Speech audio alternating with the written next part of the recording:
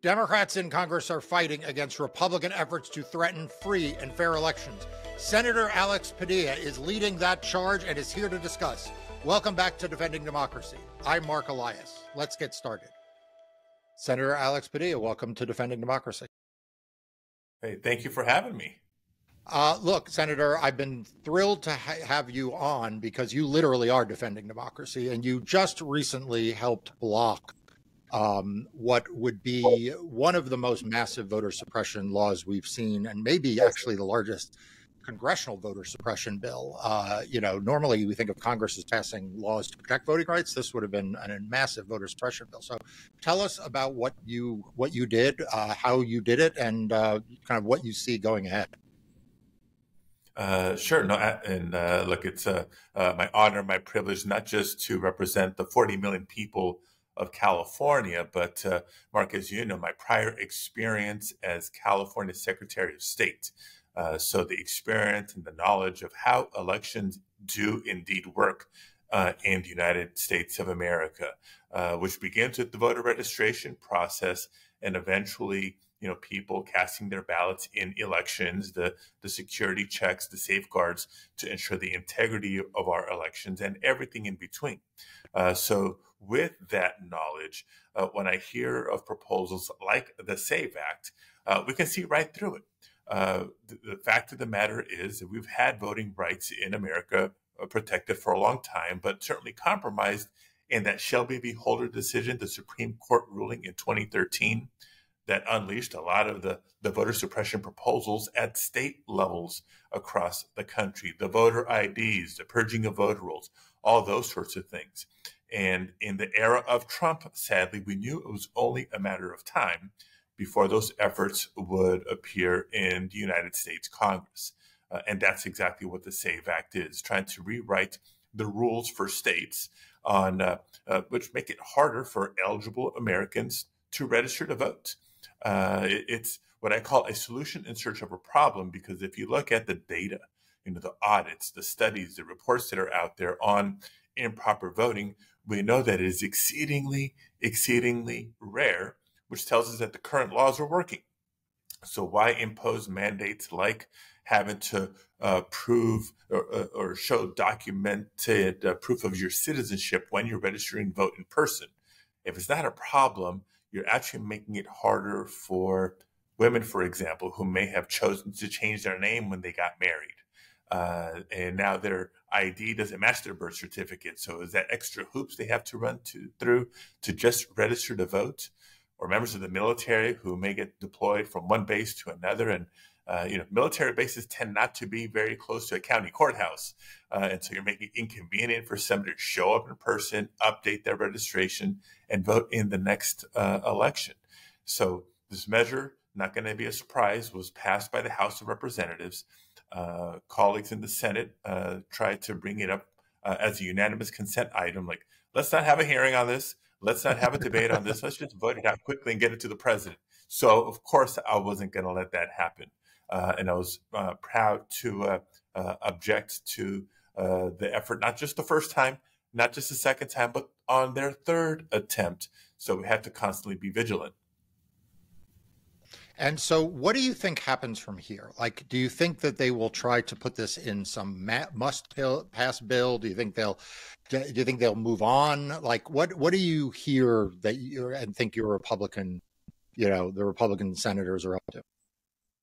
Yeah, look, at this stage, they're capable of anything on issues surrounding elections and voting and anything else for that matter. So we have to stay vigilant because of the rules of the Senate. And whether you like the filibuster or not, the rules are still in place. As long as we are united as Democrats in not allowing the SAVE Act to come up for a vote, it should not see the light of day in the Senate. So that is in some ways a safeguard. But we can't take anything for granted. I'm also countering their proposals with more proactive ideas on how we strengthen our democracy. The same way I objected to the SAVE Act, they unfortunately objected to a proposal I made to have the USCIS, right, the agency within the Department of Homeland Security that oversees the naturalization process. Imagine them being a voter registration agency and proactively helping new citizens, when they become citizens, register to vote so they're immediately able to cast a ballot in the next election. For all the folks who are saying there's too many non-citizens voting, like, they should be embracing this proposal. When federal employees are welcoming and congratulating new citizens, they know they're immediately eligible to vote. We should be helping them exercise that right. I thought we learned that all in high school civics class, that our democracy works best when as many eligible people participate. But of course, that positive idea is something that Republicans don't want to support. Yeah, so I want to ask you a little bit more about that, but I want to back up to your time as Secretary of State of California. During that time, you established automatic and same-day voter registration. You secured $500 million to upgrade California's voting systems. You oversaw the implementation of Landmark Voter Choice Act, which expanded mail-in and in-person early voting. I mean, you really, from soup to nuts, were a pro-voting Secretary of State in every possible dimension of that capability. And, of course, states administer elections. The federal government doesn't really, with a few exceptions around, overseas military voters where they play some greater role. But most of the action is at the state level. And I'm just curious, when you were Secretary of State and you were doing these things, I assume, particularly given that California is such a large jurisdiction, you'd have conversations with other Democratic Secretaries of State and Republican Secretaries of State. Why do you think so few other states, and certainly Republican-controlled states, sort of followed the lead that you did? Because I assume but tell me if I'm wrong, that a lot of what you did was super popular among voters. Like at the ground level, people love the idea of being able to vote early. They love the idea of it's a very customer friendly thing you did. So I'm just curious, what would your Republican colleagues in other states, what were they saying to you? Yeah, no, that's a good question. And before I answer, I just can't help but think, am I hearing correctly? Did I get the Marc Elias seal of approval for my time as Secretary of State for all the work that we did? Just to kind of put it in context, I mentioned earlier the 2013 Shelby v. Holder decision, right? The gutting of the pre-clearance requirement of the Voting Rights Act. Very technical, but that was like the key safeguard that stood in place for more than 50 years. When that happened, it was not a surprise to see so many states, again, do the punitive voter ID laws, the purging of voter rolls, and all the voter suppression stuff. I knew that wasn't going to take root in California, but California being California, we pride ourselves in policy leadership. Whether it's climate, whether it's access to healthcare, why not strengthening our democracy? So that was the very reason why I ran for Secretary of State. And we knew we wanted to modernize the system, not just for voter convenience, although that is a big reason. All these measures also improve the security of our election systems. When you integrate a voter registration opportunity when people are applying for or renewing their driver's license or their state ID, it's not just increasing the voter rolls, you're also getting more accurate address information, right? And how many people complain that, they move, they don't update their address, and their ballot is getting sent to the other location, or, the voting materials they're not receiving, those sorts of things. Giving people options of when, where, and how to vote. We know vote by mail is not just convenient, it is secure because of the signature verification and other safeguards that are in place. And so California had the audacity to send every voter a ballot in the mail automatically and give them options for how to return that ballot. In California, you don't need a stamp to return the ballot. The postage is prepaid. Some people prefer a ballot drop box because that's getting picked up directly by the county, and you don't have to worry about postal service delays potentially, especially if you live in rural areas. But there's a lot of people who choose to vote in person. And so we extended voting over several days. So you choose for yourself what makes more sense. You want to vote on election day because that's your tradition? Great, you have that option. You want to go over the weekend before because that's more convenient for you? Great, you have that option. And technology allows us to give you the option of either voting at the polling place closest to where you live. But for a lot of working people, especially in places like Los Angeles and San Francisco, where you deal with traffic, maybe voting close to where you work is more convenient, or by the grocery store on your way home is more convenient. So if we can afford people those options, let's do that in a secure and safe manner. Hugely popular, as you said. Participation rates went up as a result. But I was active with the National Association of Secretaries of State at the time, where we do exchange ideas, the best practices, and the experience. Unfortunately, this was all happening in this 2016, 2018 time period during the first Trump administration. So the longer serving, even Republican secretaries of state knew what best practices were, but they were all of a sudden in this new political environment where the greater Republican Party, now the party of Trump, and their forces of wanting to limit opportunities to vote, make it harder for certain segments of the population to vote. They were frustrated. And then before I knew it, we were in the middle of a pandemic. COVID-19 really impacted election administration. And we were on briefings, not just with each other, but representatives of other countries that were holding elections during a global health pandemic, when they kind of had no choice but to further embrace vote by mail or other early voting opportunities for the sake of public health because of the circumstances that we were in. So, yeah, Republicans are kind of struggling on this one. Election administration professionals know what the right thing to do is, but the political forces against them, and even poll workers, is a dangerous one these days. Yeah, and I want to highlight a couple of things that you said. I wrote a piece right at the beginning of the pandemic about what I thought we needed to do in order to have voter access with vote by mail, because vote by mail is both an opportunity, but it also can be a barrier for people, particularly if they are not used to voting by mail. And one of the things you pointed out was I said there are 4 things you need to do, and one of those, which was kind of not intuitive to a lot of people, but which you highlighted, and I therefore want to highlight, is free postage. People think that postage is a barrier based on income, and it can be a barrier based on income. But, I always say this, go find a 25-year-old or a 30-year-old and ask them if they have a roll of stamps, and they don't. And so when you don't provide free postage, you are actually setting up a significant barrier for people to vote, whether it should be that way or shouldn't be that way. So expanding drop boxes, prepaying postage are vitally important. The other thing, and this is one of the reasons why I do actually cite you and your work in California as an example for others, is I'm from the Northeast, and I enjoy going to the polls. I have voted by mail in the pandemic. I voted by mail, but I grew up in a tradition of going to the polls and voting on election day, and I just sort of prefer that. It's not because I don't trust vote by mail. I actually do trust vote by mail, and I advocate for it.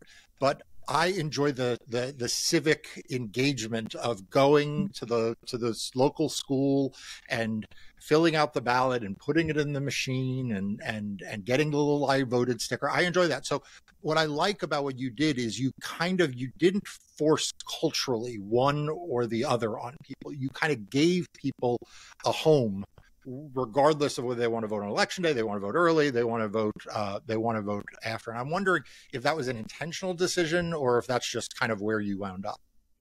No, very intentional. Because again, for the popularity and convenience of voting by mail, I heard from not just Californians up and down the state as Secretary of State, as a candidate for Secretary of State, but even in my own family. Like, my parents used to love going in person to vote on election day, not just to see the ballot go into the box themselves, not just to get the I voted sticker, but my mom especially was a social butterfly. So she would just love to hang out with the folks working the precincts. And so if that's your preference as a voter, and we can maintain that as an option, then we should. That's just my philosophy. But the beauty of all this is also how the different options for voting work together for more secure elections, right? From sort of behind the curtain at the county level, elections administrators, when somebody returns their vote by mail, 2 weeks before election day, they actually update the record to say, yeah, this person has now voted. And if they try to show up in person to vote on election day, sorry, you can't vote because you already have, and we know it. We have a record of it. Or somebody comes to vote on election day using your name, they're not going to be able to vote because your record is there as already having voted. So, those sorts of checks and balances from an administrator standpoint, the more people you can get to vote early means less crowds, less lines on election day, better for the voters who are voting on election day, and better for the workers who are maybe accommodating a few hundred voters on election day versus a few thousand. I'll be right back with more of my conversation with Senator Padilla in a moment. I founded Democracy Docket in 2020 to cover the fight for voting rights happening in courtrooms across the country. Now, our growing team is tracking the anti-democratic efforts working to undermine free and fair elections and democracy. Also, Republican voter suppression tactics and more. Please support their work by becoming a premium member now at the link above or in the description below. Moving to your current job, I have a couple of questions that people ask me all the time that I'm going to go straight to the source on. The first is people are very worried that they are reading that Doge wants somehow to access voter records. I've been involved in litigating a case to prevent the Trump executive order from taking effect, and which sort of does this. But what is your sense right now of what the Trump administration is up to around accessing state voter files? And I know you introduced legislation, the Defending American Futures Elections Act, which in part would sort of repeal that. So give us sort of the latest update on why would Doge be doing this? What are you worried about? What should voters be worried about? And how are we going to fight back? Yeah, well, sadly, the answer begins with, here we go again. As you recall, there was an effort during the first Trump administration. One of the first things he tried to do as president was set up this, election administration commission to look into all the massive voter fraud, because his ego couldn't help or couldn't accept. I think he said he won California. I think he said he would have won California that year if not for fraud. Right. So I couldn't help but take it personally, because now he's talking about my work quality and ethic, and so he demands not just the basic information on every voter in California and across the country, name, address, etc. He wanted Social Security information, military service. I mean, it was really an encroachment on personal data. So I immediately stood up and said, no, we're not going to do this.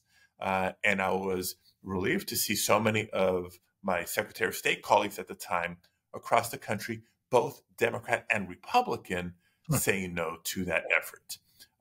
And at the end of the day, he had to run away with his tail between his legs. They dissolved the commission because it was a setup for failure to begin with. Now the stakes are so much higher. It's not just Trump and a crazy idea. You have Elon Musk, this whole Doge operation throughout the federal government, not just trying to get voter data. And so the risk is higher. Why would they want access to everybody, so much personal information on Americans across the country? You got to be suspect, because again, it's not just Trump, it's Musk and this whole Doge operation. So we're resisting in multiple ways, still encouraging state elections officials to stand strong to protect the privacy of voters in their respective states. We have the legislative pushback. You acknowledge the legislation I've introduced that would undo it if the executive order sees the light of day. But we, behind your efforts, are successfully holding it at bay because even the courts see it for what it is. This is an unlawful overreach, power grab that it's unlawful. So we're going to keep fighting it, and I pray that we'll be as successful this time as we were last time. Okay, I got to ask you about what's going on in the Senate right now, since I have you. Obviously, the House Republicans passed this massive giveaway for billionaires and cut on health care and the like out of the House. Now it will come to the Senate. What is going to happen? What do you think is going to happen? And what can the people watching this video on YouTube, what can people be doing to help support your efforts and the efforts of Democrats to fight back against this? Yeah, I mean, we need everybody to stay loud. We're pushing back as best we can here in the Senate, here in Congress. The fact of the matter is we are in the minority, so we don't have as many leverage points as we do when we're in the majority. But I think the general public needs to even better understand what's at stake here. Cuts to Social Security, cuts to healthcare, Medicaid, and beyond. All for what? To underwrite tax breaks for the billionaire class? That's hugely unpopular, but unless more people are paying attention and weighing in with their representatives, that's going to give Republican members of Congress the wiggle room to just fall in line with what Trump is demanding of them. We just saw it happen in the House of Representatives. We're paying for a few brave souls here in the Senate on the Republican side to stand up and do the right thing. But we need that public, not just awareness and public opinion, but public outrage to really get through to Republicans that are increasingly just falling in line with Trump and the MAGA agenda. Yeah, speaking of outrage, I gotta take this opportunity, since I'm talking to a senator from California. And again, I say this as someone born and raised in New York. I was completely outraged, and I'm still angry about it, about the Republican response to the wildfires in California. I mean, the state of California gives so much to this country. I mean, I don't want to seem like an advertisement for moving to California because I love my East Coast, but you all are the drivers of so much of the economic growth of this country. I imagine you're going to tell me you pay way more in taxes than the state of California will ever get back. And yet, when there was a natural disaster in California, where the hell were the Republican politicians at the federal level? Why were they, don't they realize that if they undermine California, they are undermining America? I mean, this is not, you are a big economic engine, and it's also just a matter of fairness. I mean, I have always been happy to see my tax dollars go to, whether it's to Florida or Alabama or the Gulf Coast or, whatever, a tornado where there's a natural disaster. I know may seem like a little bit off topic, but I'm just curious how you processed that as the senator from California, and whether I'm missing something about how absolutely outrageous that was. No, look, it is outrageous and sadly a reflection of the political climate that we are living in. The devastation in Los Angeles in January. I mean, you're from New York. Imagine 4 times the size of Manhattan. That's the size of the area that burned in January alone in Southern California. This certainly isn't the first fire. We've had devastating wildfires increasing in both frequency and size over the last decade because climate change is real. But Republicans seem to have it in for Californians because of our policy leadership, the audacity to try to be progressive and successful. I'd love to point out the conflict here that, for all of California's policy leadership on climate and elsewhere, we're now the 4th largest economy in the world. So you can't meet the moment on policy and still grow the economy and create jobs. Largest contributor to the federal treasury. To your point, whenever there's a hurricane or a tornado or a flood elsewhere in the country, Californians are there to help with no questions asked, no strings attached. We expect and deserve the same from the rest of the country when California is suffering, as we have been because of the fires in January. One sliver of hope, good news. As soon as Trump started talking about, well, you're not going to get the aid unless you do voter ID, or you're not going to get the aid unless you do this, or that. Of all people, Senator Scott from Florida was one of the first to speak up, former governor. He knows what it's like and said, no, this is not the time or the place for that. Senator Tillis from North Carolina, who's been hit recently by both hurricanes and fires, said, no, this is not appropriate. So there are a couple of Republican voices that will continue to insist on not politicizing FEMA or any type of disaster aid. We need to continue to build on that. And credit to Republican House members from California for having worked with the Democrats in California as in a unified state response and request for additional resources.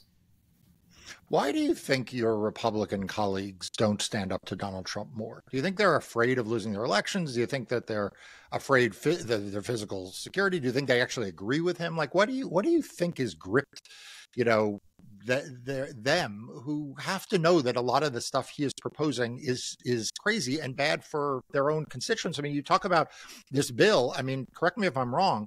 It's going to make large Medicaid cuts, and those Medicaid cuts are not going to. I mean, they're going to hurt states like California for sure, but they're going to hurt red districts. They're going to hurt, Republican controlled political states. Like, what do you think's going on?